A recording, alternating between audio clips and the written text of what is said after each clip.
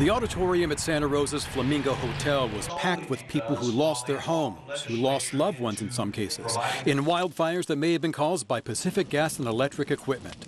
They came to hear from their attorneys what PG&E's possible bankruptcy could do to their case. I told my wife we need to get up there and look at these folks in the eye and take them through the information that they're going to need. Texas personal injury attorney Michael Watts tells me he has nearly 4,000 clients from the 2017 North Bay wildfires and last year's Camp Fire.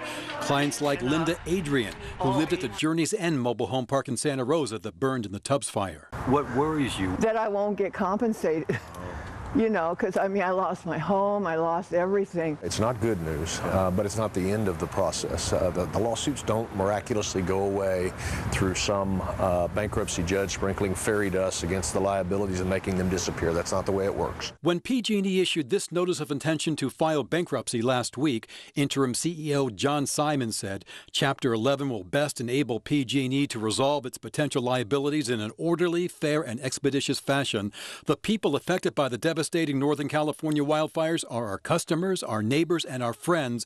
We remain committed to helping them through the recovery and rebuilding process. But Watts tells me bankruptcy is normally reserved for companies whose liabilities vastly exceed their assets and have no other way out.